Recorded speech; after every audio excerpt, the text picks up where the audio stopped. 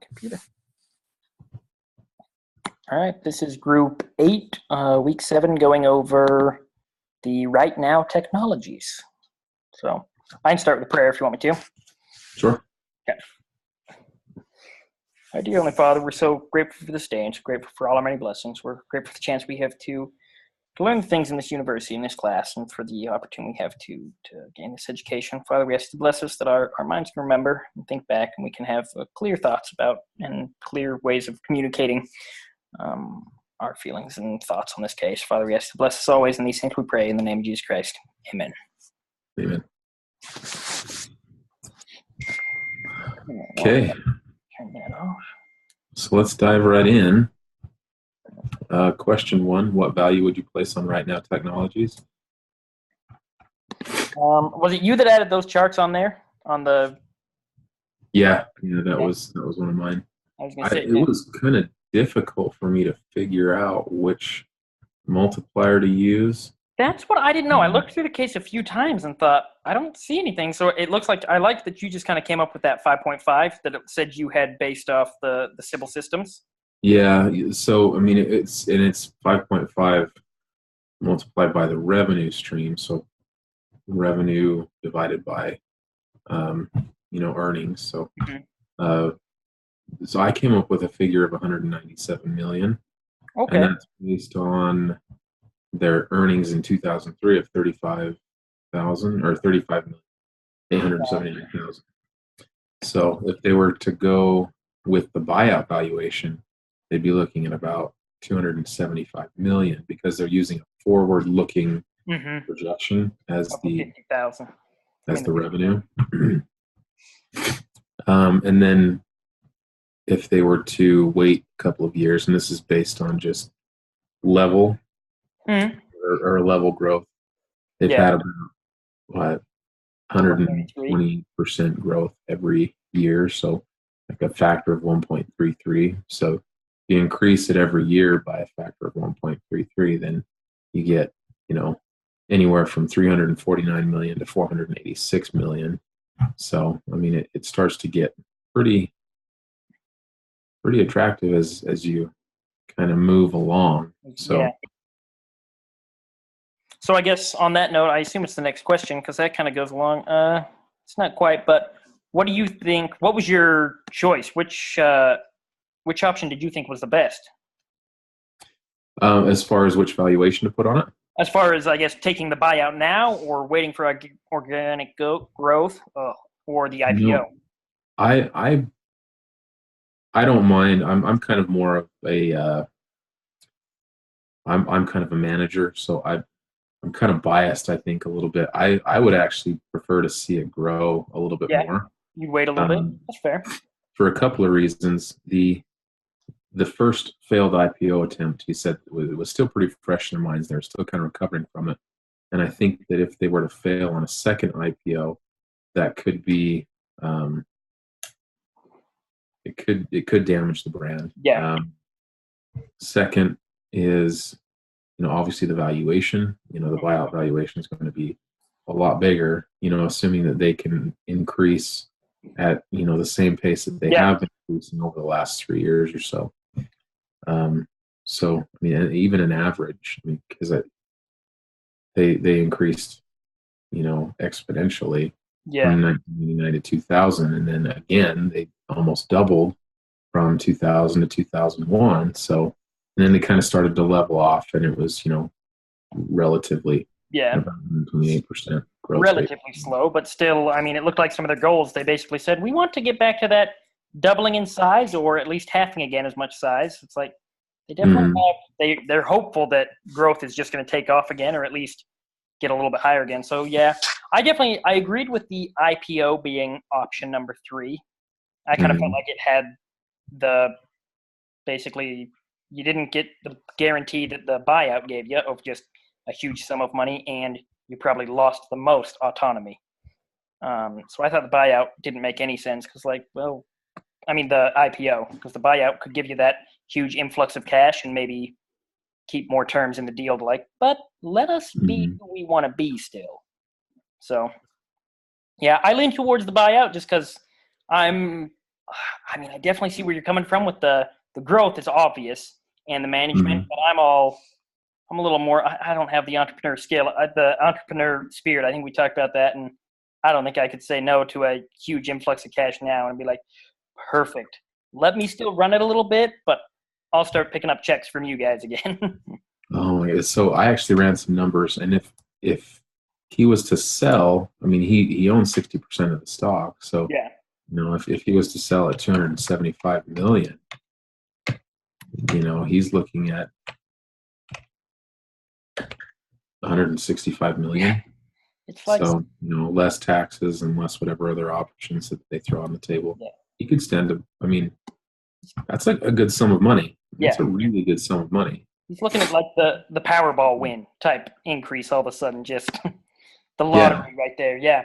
Just an instant boom. And So, if he did postpone the sale of the company, I mean, he has a chance that it's not going to grow as much as it should, or the market might change, or um, potentially if he has to go through further rounds of investing, he might not own quite so much of the company. mhm.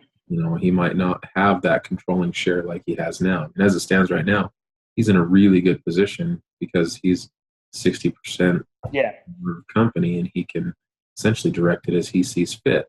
But a couple of years down the road and a few more rounds of venture financing, Yeah. that might not be the case.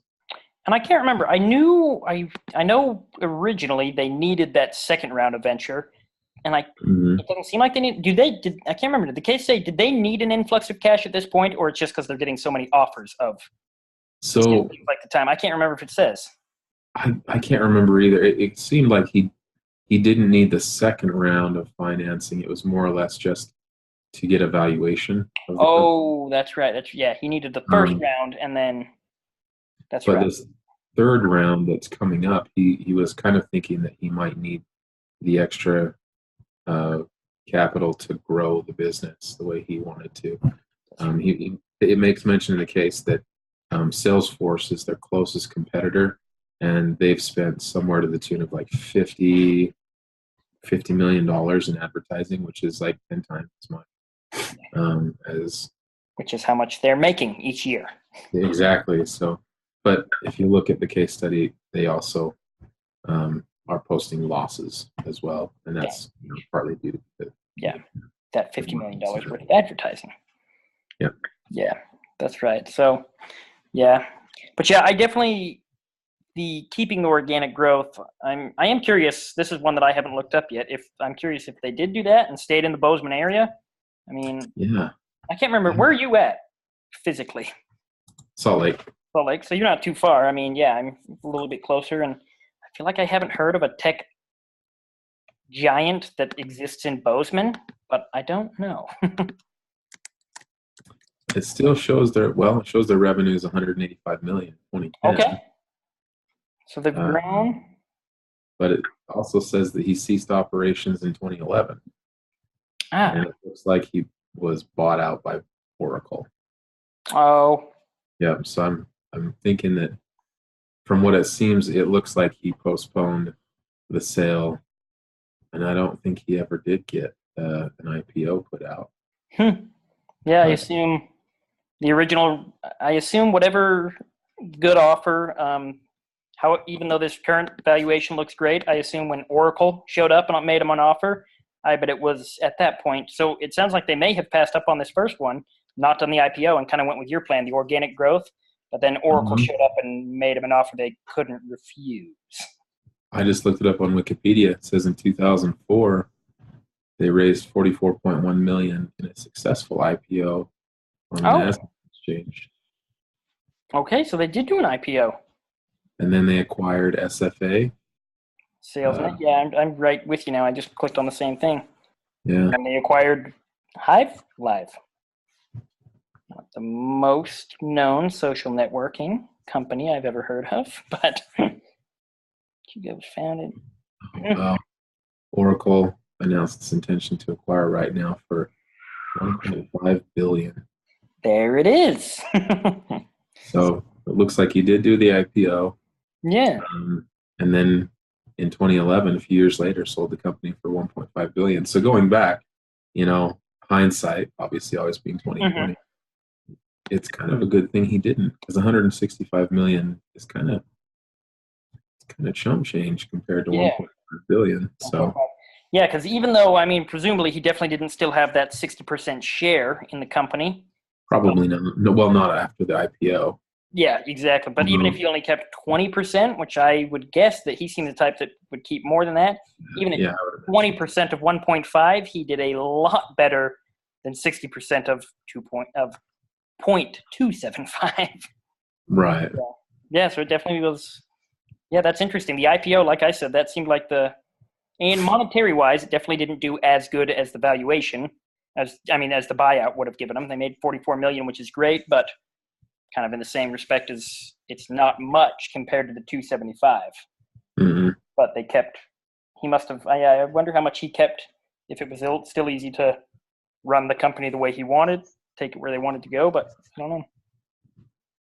Well, I mean, 44 million, obviously, it's not that much. I mean, if in 2004 they valued the company at 180, That's a good point. 190 million, and Yeah, they only raised 44 that's right. million, I forget. Yeah, then I mean, just based on percentages, and they only is if it? everyone lost an equal amount, then yeah, that he was Yeah, still. they sold about 25% of the stock. You can imagine probably some of that came from the VCs and some came, Yeah, you know, him.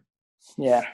So he probably was sitting. I guess 25% of 60 is what he presumably lost. Because if everyone just lost 25% of what they owned, they kind of sold off. Let's sell off a quarter of the company to an IPO and see what we get. And yeah, that's cool. So yeah, and like you said, it definitely the wait and see what we can get definitely worked out for to the tune of $1.5 billion.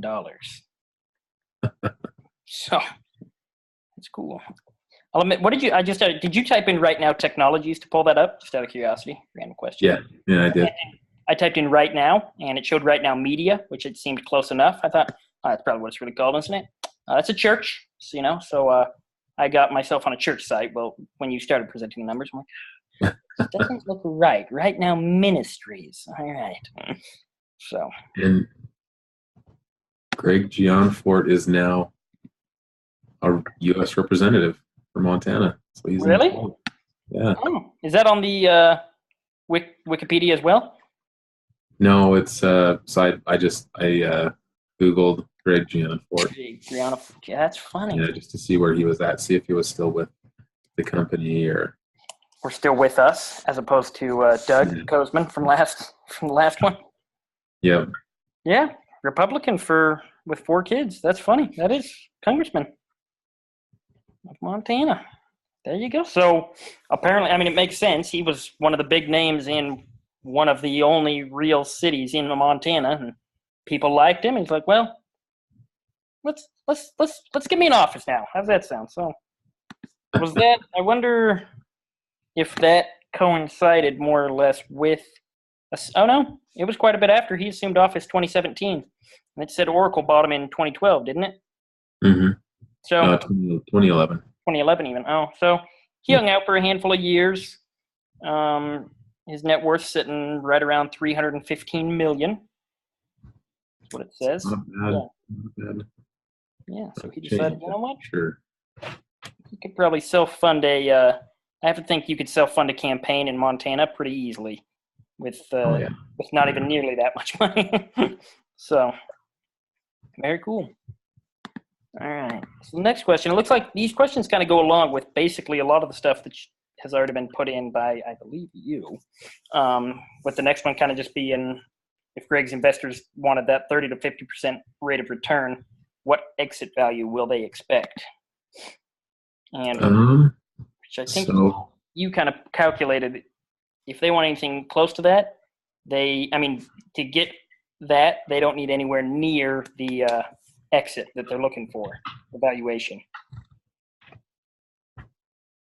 so I actually looked at so in 1999 they closed a deal at 16.4 million. Mm-hmm. And then they closed another deal at 16 million in the Series B round. So we're up to 32.4 million. So $32 million, if they wanted a 50% return on their money, it would multiply that by At one point. 1.5. So you'd be sitting at about that 45, 50 million. About $48.6 million. So they'd have to have about $50 million return on their money. So if they were to do that, then, they own 40% of the company at this point. So, if they sold the company for $275 million, they would stand to make probably double that. Yeah, they're definitely above their 48.6 for sure. Yep. Yeah, because they'll even get and use the 48.6 was that was 50%. So they want 30 to 50%. They're getting more like 150%, even at 275. So I guess that's even more surprising, knowing that they went with the IPO, because I guess it did say that. No, I think it was just more his managers kind of wanted to stick with the organic growth, didn't they? Mm-hmm. But I have to assume the VCs were not opposed to the buyout and basically said, "Yeah, that works for us." I don't know. I mean, it kind of did. It insinuated that there was some some fight back. Yeah, a little bit. There was pressure on both sides. Yeah, it did, but I would imagine that there was probably some that wanted to wait a little bit, and some that wanted. Yeah, I guess that's true, because I guess the VCs aren't in a position where they need the money. Presumably, they're already doing pretty. Most VCs are doing pretty all right for themselves, and they can kind of see the writing on the wall. They said, "Hey, that's great, but this company can go farther for sure. So let's wait." Right. So that makes sense. At that point, they'd been in the company for about 4 years total, from 1999 to 2003. So it's about time to exit for most VCs. Yeah. Typical turnaround is 3 to 4 years. So they're probably looking for an exit strategy at 2003 timeframe. Yeah. But it kind of looks like they did go with the IPO based on what we saw, and it looks like it did fairly well for them. Yeah. Yeah, for sure. So assuming that the VCs are the ones that sold out, 44 million is right close to that's true. their buyout amount. So yeah, so I assume a few of the VC groups, some of the larger groups, I wouldn't be surprised if they decided to just kind of think, you know what, that's enough for us. We'll sell our shares at that. But I assume some other ones, since there was kind of the pushback of like, well, let's stay in or let's do an IPO. I assume some left and some stayed, and yeah, sounds like it. Basically, everything worked out for these guys pretty nicely for a company I've never heard of before this. I mean, granted, they do kind of business to business type sales, but seems like he definitely, like he says, he definitely found a hole in something and just decided, I can fill that. I can use my skills to take care of that. So, absolutely. Yeah, I think we jumped around because the next question is just the analysis of each option and which one he should do. But I was too antsy. I wanted to know your answer to that question too quickly. So, we kind of already discussed this. Yeah. I guess we can recap. So, sell the company, which I wasn't necessarily in favor of, just because it was a little bit too early, in my opinion. 1999, they got the first valuation at 100 million. 2000 jumped up a modest 29 million to 129 million. And then, they've been growing at an amazing rate at that point. So I thought it was too early for the initial buyout. My first option obviously was the wait and gain option. And then my third option would have been the IPO, based on, them having a first failed attempt and not wanting to attempt another IPO so soon. Which is funny because, going along with that, my 1 and 2 are different, but my third was the exact same. It's like the IPO. There's no reason to do that. They failed. No reason to hurt the management again with, hey, by the way, we're going to cancel that a second time. So it's like, let's just but I was number one buyout to just take the money now, get acquired, and start using the big company money to take the company where it wanted to go. Mm-hmm. So, but in the end, I mean, for lack of a better term, we were both wrong, and they went with the IPO. Yeah. Yeah. Yeah. And it worked out great for him. So, but yeah, I guess that'll count. Unless you've got any closing thoughts, I feel like that's pretty good closing thoughts. Should we be done with the recording? Yeah. I'm good.